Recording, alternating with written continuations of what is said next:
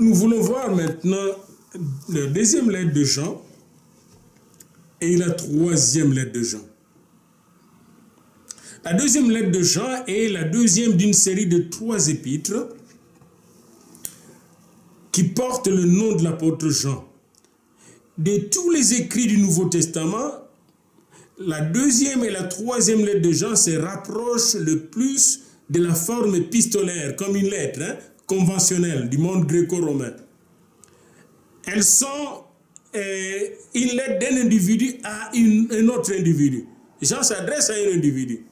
Elles constituent les 2 épîtres les plus courtes du Nouveau Testament, chacune contenant moins de 300 mots grecs et pouvant tenir sur une seule feuille de papyrus. L'auteur de cet évangile, c'est Jean lui-même.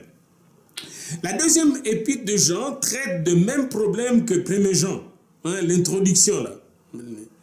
Des faux docteurs influencés par la pensée gnostique qui commençait à se répandre, représentaient une menace pour l'Église. Il y avait beaucoup de faux docteurs, de faux enseignants.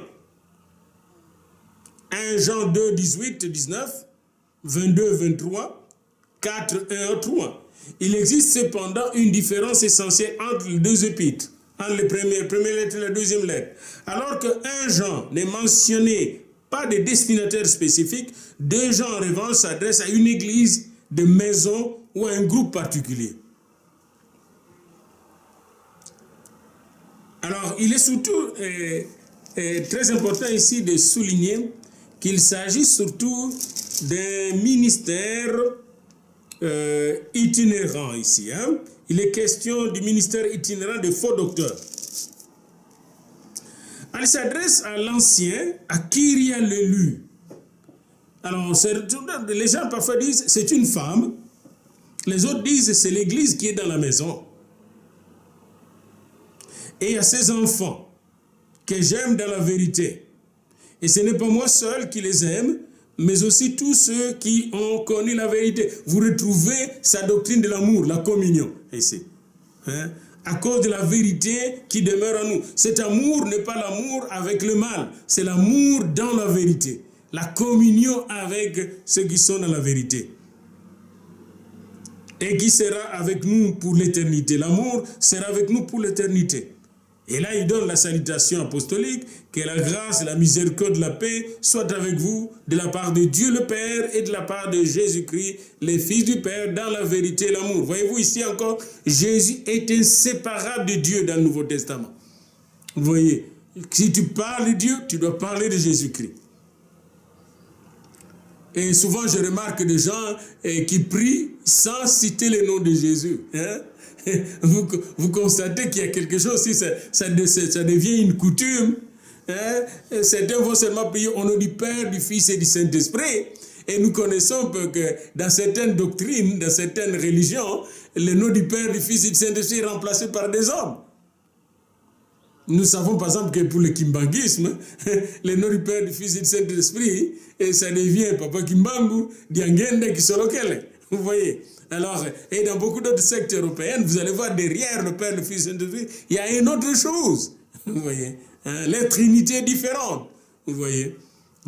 Mais nous savons que le Père, c'est Dieu, l'incréé, qui n'a ni commencement ni fin, le créateur de toutes choses. Le Fils, c'est Jésus-Christ, et le Saint-Esprit est l'Esprit du Père, l'Esprit du Fils, le Saint-Esprit de Dieu qui veille sur toute l'humanité. Alors, ici, il dit, j'ai été fort réjoui de trouver quelques-uns de tes enfants qui marchent dans la vérité selon le commandement que nous avons reçu du Père. Et maintenant, ce que je te demande, Kyria, non comme te prescrivant un commandement nouveau, mais celui que nous avons eu dès le commencement. Quel est ce commandement? C'est que nous nous aimions les uns les autres. L'amour entre nous, les enfants de Dieu. L'amour fait que nous ne puissions pas nous casser, nous briser, nous attaquer les uns les autres. Et l'amour consiste à marcher selon ses commandements. C'est là le commandement dans lequel vous devez marcher comme vous l'avez appris dès le commencement. Car plusieurs séducteurs sont entrés dans le monde. Voyez-vous, l'amour est tué par la séduction de ce monde. Et ces gens-là déclarent publiquement que Jésus est venu, publiquement que Jésus est venu en chair. Ces gens-là ne déclarent pas publiquement que Jésus est venu en chair. Ils disent seulement que, comme maintenant beaucoup de gens parlent d'un Christ de la foi, qui n'est pas le Christ historique. C'est quoi ça, un Christ de la foi qui n'est pas le Christ historique? Quelle spéculation, hein? Il y a une certaine théologie comme ça. Le Christ de la foi, de la résurrection, n'est pas le Christ historique. C'est tellement ça. Vous voyez? Mais c'est le Christ historique qui est le Christ de la foi. Hein? C'est lui-même l'auteur de l'histoire, d'ailleurs. Prenez garde à vous-même afin que vous ne perdiez pas le fruit de votre travail, mais que vous receviez une pleine récompense. Quiconque va plus loin et ne demeure pas dans la doctrine de Christ n'a point de Dieu. Donc la doctrine, c'est la christologie.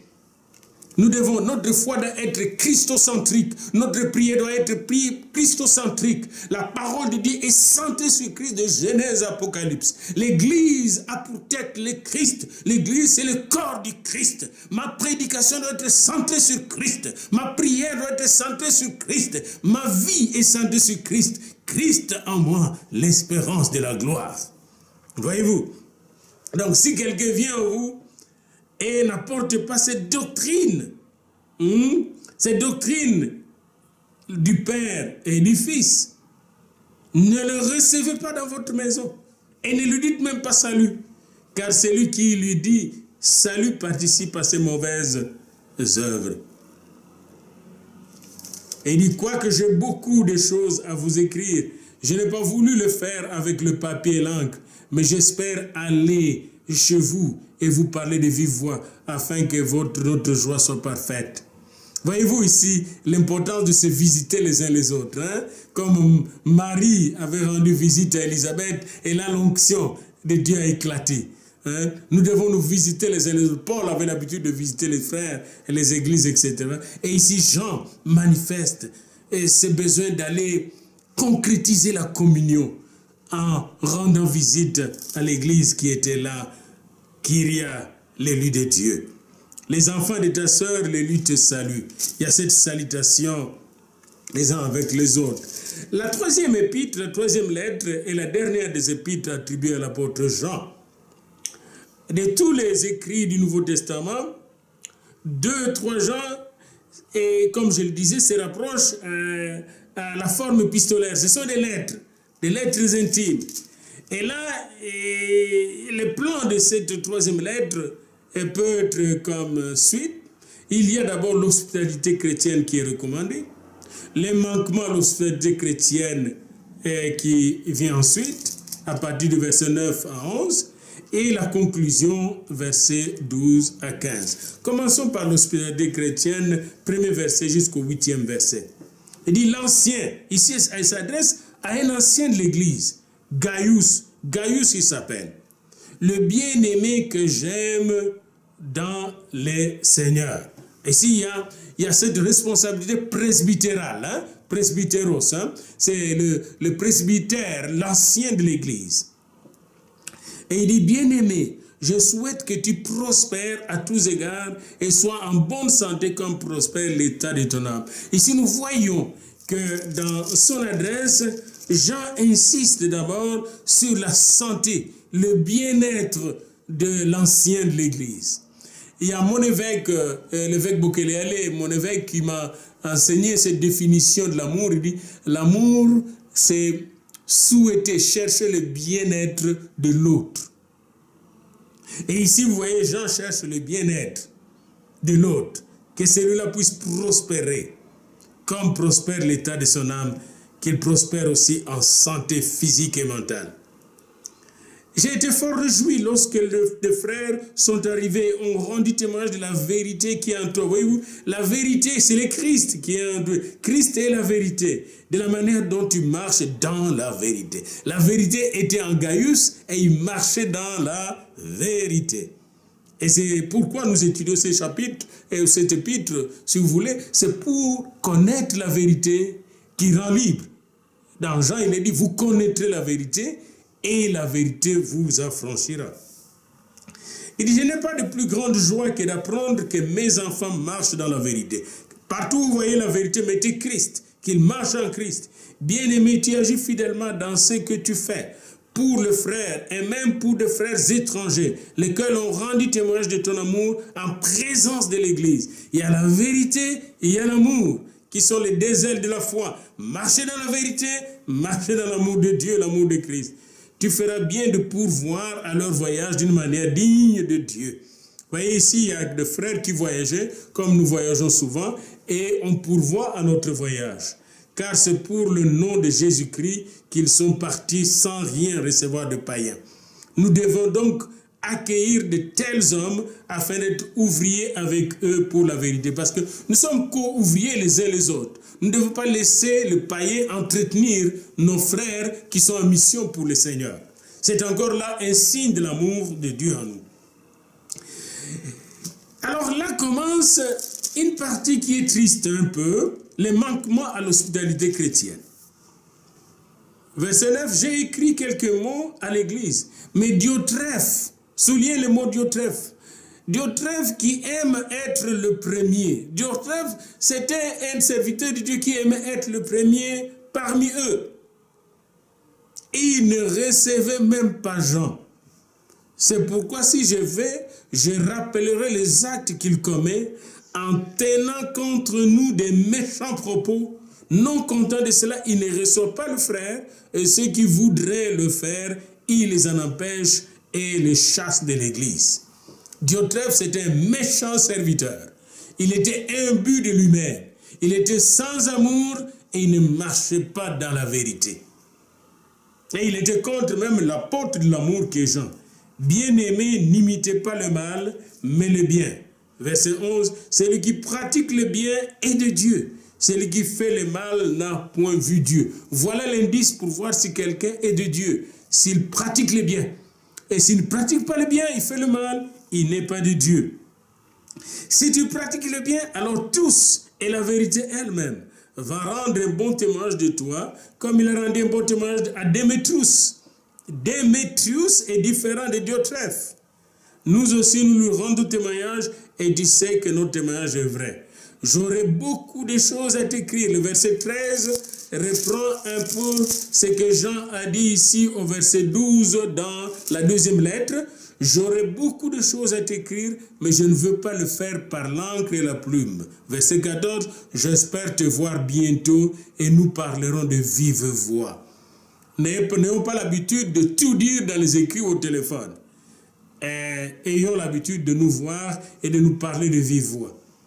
Que la paix soit avec vous, toi. Les amis te saluent. Salut les amis, chacun en particulier. Voyez-vous, cette lettre d'amour, cette lettre basée sur la vérité, malgré le problème de Démétrius, de Diotrephe plutôt, se termine par la paix. La paix de Dieu qui surpasse toute intelligence. Parce que Jean, c'est l'apôtre de la paix, l'apôtre de l'amour, l'apôtre de Christ Jésus. Voilà un peu en résumé ces 3 épîtres de Jean que vous allez lire vous-même pour pénétrer l'amour de Dieu, la communion de Dieu. Et je peux dire que toutes ces 3 lettres sont des lettres de communion avec le Père et le Fils et de communion les uns avec les autres. Vous voyez, la première lettre est comme une lettre anonyme. La deuxième lettre s'adresse à une église maison. Et la troisième lettre s'adresse à une ancienne église qui est, pour ainsi dire, la manifestation de la lumière de Dieu dans sa propre vie et dans son témoignage et son ministère. Cet ancien qui est appelé Gaius et qui est bien aimé de l'apôtre Jean et à qui Jean souhaite la prospérité à tous égards, dans toutes les dimensions de sa vie. Moi aussi, je vous souhaite tous de prospérer à tous égards, comme prospère l'état de votre âme, au nom de Jésus-Christ, le Seigneur. Amen.